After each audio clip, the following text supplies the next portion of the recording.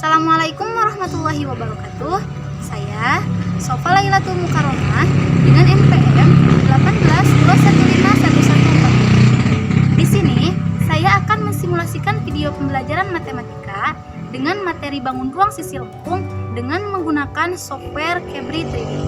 Materi ini untuk memenuhi salah satu tugas aplikasi komputer yang diampuh oleh Bapak Redi Hermanto, SPD, MPD. Assalamualaikum warahmatullahi wabarakatuh. Selamat pagi anak-anak. Bagaimana kabarnya hari ini? Baik? Alhamdulillah. Baik ya. Baiklah. Sebelum Ibu menjelaskan ke software Cabri 3D-nya, Ibu akan bertanya dulu pada kalian.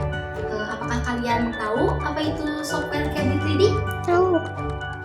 Mungkin kalau kalian tidak tahu, Ibu akan singgung sedikit mengenai Cabri 3D.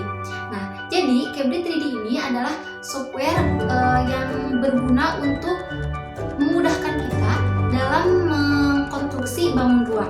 Nah, contohnya di sini bangun ruang sisi lengkung kan ya, untuk mengkonstruksi bangun ruang.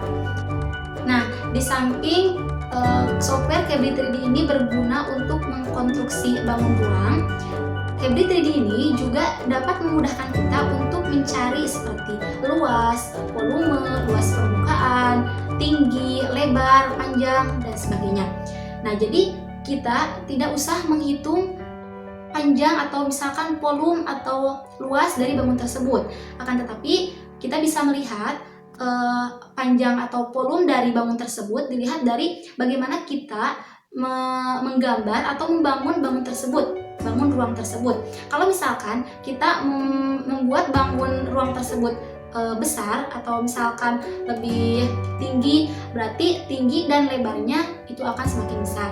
Kalau misalkan kita membuat bangun ruang tersebut kecil, maka volume atau luas dan sebagainya akan semakin kecil juga seperti itu. Oke, baiklah. Sekarang kita langsung menginjak pada pembelajaran kita hari ini, yaitu mengenai bangun ruang sisi lengkung pada bangun ruang tabung. Nah, sebelumnya Ibu akan bertanya pada kalian, apakah kalian tahu apa itu tabung? Ya, pasti istilah tabung itu sudah tidak asing lagi ya, karena kalian sudah mempelajarinya di sekolah dasar ya. Pasti kalian setidaknya sedikit-sedikit tahu tentang tabung seperti itu.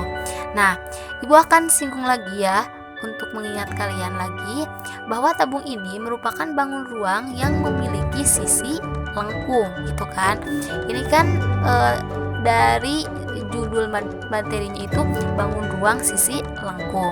Nah, jadi tabung ini merupakan bangun ruang yang memiliki sisi lengkung.